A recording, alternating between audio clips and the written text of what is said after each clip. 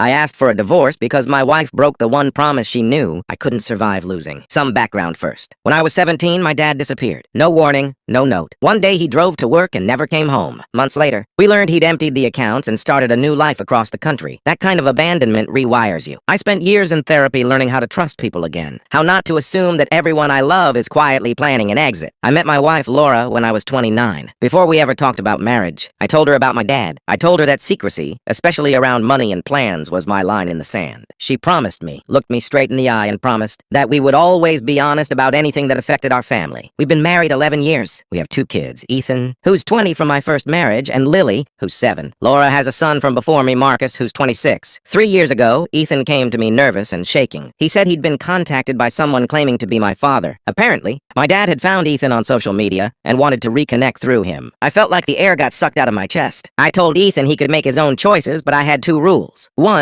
I did not want any contact or updates about my father. 2, Lily was not to know he existed. She was 4. I didn't want her learning that disappearing on your family was just something people do. Laura was present for that conversation. She agreed completely. She said she understood why that boundary mattered. For a while, things were quiet. I assumed Ethan decided against it. He went off to college. Life moved on. Last Thursday, I was working at the dining table while Lily colored beside me. She's been obsessed with making maps lately, little drawings of places people go. I glanced down at her paper and saw a house I didn't recognize. There were stick figures labeled Mommy, Daddy, me, and then another man next to a red car. I asked her who that was. She hesitated. The same hesitation kids get when they've been coached. Then she said, "That's Grandpa Ron." My chest tightened. I asked where she met him. She said Mommy takes her sometimes when Daddy's at work. She said it's a secret visit because Daddy doesn't like surprises and gets upset about old stuff. I don't remember much after that moment except nodding and telling her picture was nice. That night after Lily was asleep, I put the drawing on the counter between Laura and me. I asked her to explain. She didn't deny it. She started crying immediately. She admitted she'd been taking Lily to see my father for almost 2 years. It started when Ethan decided to meet him, and Laura thought it was unfair that Lily wouldn't know her grandfather. She said the first visit was supposed to be brief, then it became lunch, then birthdays, then regular weekends when I worked late. I asked who knew. She said Ethan, Marcus, her sister, everyone but me. I asked why she kept it secret. She said she knew I'd overreact and that she believed exposure would help me heal. She said my father had changed, that he was lonely, that Lily loved him. She said I was letting my trauma control our family. That's when something in me shut off. She taught my child to lie to me. She made my family complicit in rewriting my history. She decided she knew better than me how and when I should forgive the man who walked away from my life. I told her healing doesn't come from ambushes. It comes from choice. She said she did it out of love. I told her love doesn't involve secrecy and manipulation. I packed a bag that night. I've been staying in a quiet motel near the highway for a week now, listening to cars pass and wondering how someone can hear your deepest fear, promise to protect it, and then decide it's